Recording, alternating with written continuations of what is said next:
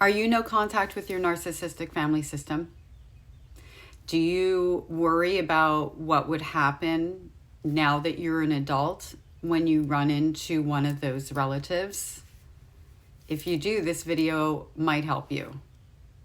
So I've been no contact with my family of origin on my mother's side, the relatives, the system, for the better part of 30 years. And around 10, 11, somewhere in there years ago, I ran into my cousin, who's a year and a half or so younger than I am. We ended up having a little bit of a conversation, and I had no expectations because I was so surprised to see him. And the fact is that because of the fact that we'd been out of touch for so long, he could have been anybody else walking down the street. We don't have a recent enough history at that point for him to be anything other than a stranger to me.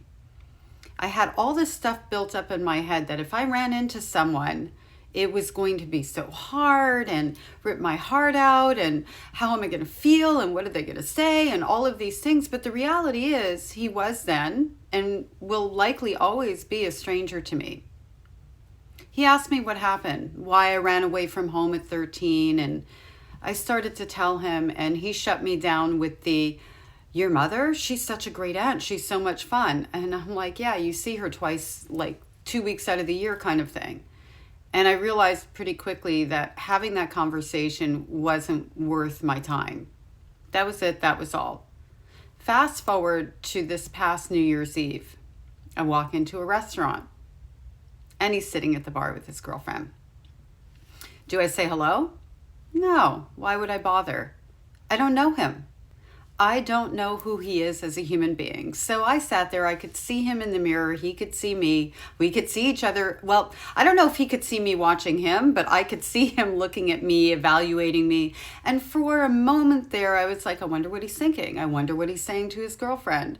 This is interesting. And then I thought, it doesn't matter, and it's none of my business what he's thinking.